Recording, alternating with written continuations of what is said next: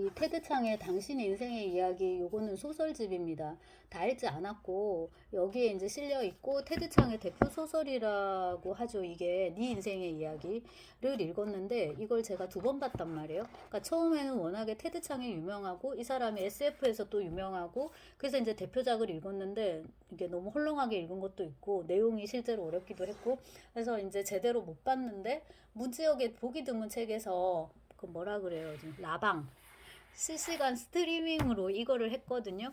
이거를 하면서 그 드니 빌레브 지금 듀운을 티모시 살라메가 나오는 듀운으로 유명한 그 감독인데 그 양반이 또 영화를 이걸 만들었더라고요. 어라이벌 도착인데 우리말로는 컨택트라고 하는 바람에 그 칼 세이건의 소설을 영화로 만든 조디 포스터가 주연한 컨택트하고 헷갈려가지고 저는 그 영화인 줄 알았단 말이에요. 아무튼 그래서 이제 영화도 좋고 소설도 좋고 반대로 말해야겠네. 소설도 좋고 영화도 좋고 이제 그런 작품인가 봐요. 그래서 제가 이제 그 문지역의 그 보기 드문 책의 방송을 끝까지 다 듣고 엄마야 이렇게 좋은 책을 소설을 내가 놓쳤구나 싶어갖고 다시 한번 이제 이렇게 읽어봤는데 단편치고는 길어요. 그러니까 우리식으로 하면 중편 정도 되는 건데 이게 대충 읽으면은 이야기를 놓칠 수밖에 없는 이제 그런 이야기겠다. 내 아버지가 지금 나에게 어떤 질문을 하려고 해라고 하는데요. 이 화자 나는 언어학자예요. 언어학자고 남편이 있고 아이가 있어요. 그래서 그 영화상으로는 그녀가 이게 회상하는 것처럼 돼가지고 있는데 실은 회상이라기보다는 미래를 지금 보고 있다고 볼 수 있어요. 그래서 이제 그녀가 딸을 이제 갖게 되는데 그 다른 과학자 남자랑 결혼해서 아이를 낳고 그 아이는 이제 딸로 태어나게 된단 말이에요. 요런 이제 개인사의 이야기가 펼쳐지고 요거는 주로 현재 시제고 굉장히 정겹게 말을 걸고 대화하고 이런 식으로 가뿐하게 이제 진행이 되는 서사고 실은 가뿐하지 않지만 그 다음에 이제 다른 또 이야기의 줄기는 뭐냐면 말씀드렸듯이 이제 그녀는 언어학자인데 어느 날 외계인이 옵니다. arrive죠. 도착해 와요. 도착합니다. 그래서 이제 그들과 컨택트 해야 돼요. 이제 접속을 해야 되는데 그래도 두렵기도 하잖아요. 낯선 존재니까. 그래서 이 학자 저 학자 이렇게 모이나 봐요. 그래서 그 이제 그 헵타포드를 이제 탐구하게 되는데 이 헵타포드와 소통을 하면서 헵타포드의 사고 방식을 이제 은연중에 갖게 되는 건데 이 헵타포드의 사고 방식 중에 하나가 시간을 리니어 이렇게 선적으로 이렇게 쭉 흐르는 그런 시간으로 인식하는 게 아니라 이거의 반대말을 뭐라고 해야 될까요? 선형적인의 반대말을 입체적으로 그렇게 이제 시간을 인식을 하는 거예요. 그러니까 얘들은 현재, 과거, 미래가 없어요. 그러니까 이 주인공이 딸아이를 뭐 낳고 키우고 어쩌고 저쩌고 하는 그 미래가 미래예요. 그러니까 이게 현재, 과거처럼 나오는데 흡사 과거를 회상하는 것 같은데 미래를 지금 보고 있는 거예요. 자, 그런 식의 이제 설정이죠. 이 설정 자체도 굉장히 이지적이면서, 그러니까 지적이면서 과학적이죠. 그러니까 SF라고 할 만한 설정인데, 이게 이제 소설이니까, 소설은 이야기가 재미져야 되고, 그 주제가 의미심장해야 되고, 그 다음에 이제 우리한테 어쨌거나 이런 감동을 줘야 되는데, 그리고 이제 거기서 이렇게 파고 싶은 지적인 욕구를 또한 이제 자극하고 해야 되는데, 모든 점에서 이제 A 뿔뿔을 줄 수밖에 없는 소설이구나라는 이제 생각이 드는데, 이 과학자가 여성 과학자가 남자랑 결혼해서 이제 애도 낳고 잘 살았다 하면 이게 또 재미가 없을 거란 말이에요. 근데 이제 너 인생의 이야기해서 딸한테 들려주는데 이 딸이 기어오르는 걸 좋아해요. 그게 이제 앞에서부터 많이 나오더만. 근데 엄마는 미래를 알아요. 아니까 애가 뭐 예를 들어서 소파나 의자 저런 데 기어오르려고 하면 맞겠죠. 미래를 아니까. 더 완전히 이건 오이디푸스 왕인데 이러저러할 신탁이 있으니까 무서워서 애를 갖다 버렸는데 걔가 결국 살고 살고 자라가지고 애비를 죽이고 어미랑 동침하는 비극이 펼쳐지는 거잖아요. 그래서 운명이라는 거는 그 자체로 이미 우리가 피할 수 없는 어떤 것의 이제 정의라고 할 수 있는데 이게 딱 그거를 보여주는 거예요. 아이가 올라가는 걸 등반을 좋아하고 암벽 타는 걸 좋아하고 그러니까 점점 이제 자랄수록 점점 더 위험한 거를 이제 타게 되다가 나중에 뭐를 탔더라?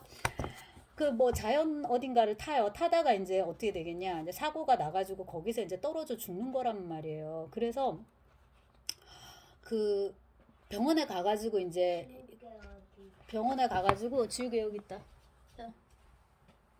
병원에 가서 이제 그게 뭐예요? 시체 안시실 영안실 이제 거기를 이제 갔단 말이에요. 얘가 지금 운동화 신고 암벽을 이렇게 오르다가 이제 떨어졌단 말이에요. 그 다음 나는 느닷없이 시체 안시소에 와 있어. 담당자가 내 얼굴에서 시트를 걷어내자 나는 내가 25살이라는 것을 깨달아. 괜찮아? 나는 침대 위에 꿋꿋이 앉아 있었다. 내가 벌떡 몸을 일으키는 바람에 게리가 깬 모양이었다. 괜찮아? 깜짝 놀랐을 뿐이야. 잠깐 내가 어디 있는지 몰랐거든. 게리는 졸린 목소리로 말했다. 다음번에는 당신 집으로 가야겠군. 이렇게 있는데 이게 시체 안치소에 와 있는 시간은 딸아이가 태어나서 자라서 23인가 5인가까지 이미 가 있는 시간이에요. 근데 괜찮아? 하고 묻는 거는 이거는 이 게리가 남친 남편인가 그럴 거예요. 과거의 시간인 거예요. 그러니까 이 현재 과거 현재 미래의 시간이 이렇게 이제 짬뽕이 되는 거죠. 근데 이제 이 소설의 주제 중에 하나가 미래를 안다는 것과 자유의지는 양립할 수 없었다. 응? 나로 하여금 선택의 자유를 행사할 수 있게 한 것은 내가 미래를 아는 것 또한 불가능하게 만들었다. 218쪽인데요. 요 대목이 이 소설에서 저는 가장 인상적이었거든요. 너가 알고도 할 수 있을 것인가? 그러니까 아이를 낳으면 그 아이는 아비를 죽이고 어미랑 동침할 것이다 라는 그 무서운 신탁을 알고도 네가 아이를 낳을 것인가, 이제 이런 건데요. 여기서 여주는 해요. 내가 지금 이 남자를 당신 품이 이렇게 따뜻한 줄 몰랐어 하고 이제 품에 안기고 아이를 갖는 쪽을 이제 선택하는 거죠. 그 미래를 알면서. 이렇게 하면은 아이를 갖게 될 것이고, 이 아이가 이렇게 예쁘게 건강하게 태어났는데 이렇게 잘 자라다가 20대 초반에 이러저러한 사고로 죽게 된다라는 걸 다 알아요. 알면서도 지금 이 남자와 사랑을 나누고 그 따뜻한 품을 느끼고 그 사랑하는 남자의 아이를 갖고 또 아이가 태어날 때 어떤 기쁨 같은 게 있단 말이에요. 있죠, 당연히. 그리고 이제 아이를 키울 때 또 기쁨이 있어요.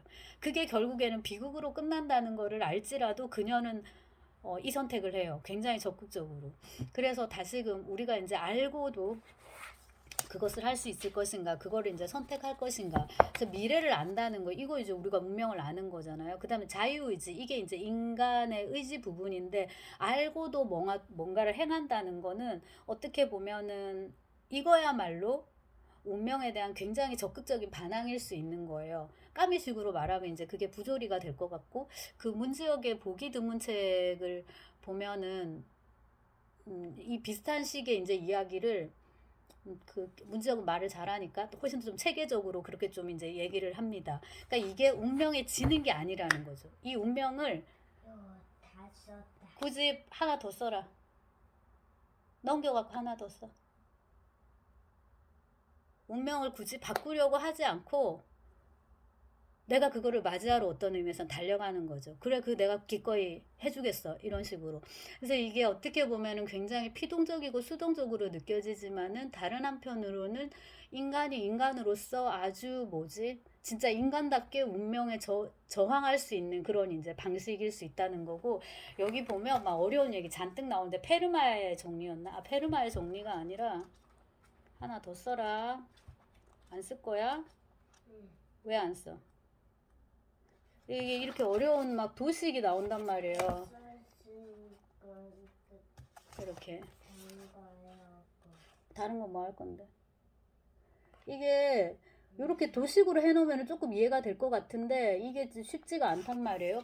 이런 식의 이제 과학적 지식까지 가지고 와서 여러 가지 장치들을 흥미롭게 이제 만든 다음에 결과적으로 그래도 이제 이 이야기가 읽히는 거는 SF 이런 게 중요한 게 아니라 이제 제가 아까 말씀드린 그런 것들, 이야기가 흥미진진하고 그 주제가 의미심장하고 이제 그리고 어떤 이런 재미와 주제 때문에 계속 우리로 하여금 이것에 대해서 얘기하게끔 만드는 그런 힘, 그런 게 이제 있는 거죠. 그래서 다른 것도 읽어보고 싶고, 여기 작가가 이렇게 생겼더라고요. 젊고 잘생기고, 대만 출신의 뉴욕 작가, 뉴욕 작가란다. 미국 작가. 네, 그게 뉴욕에서, 네, 미국 작가더라고요.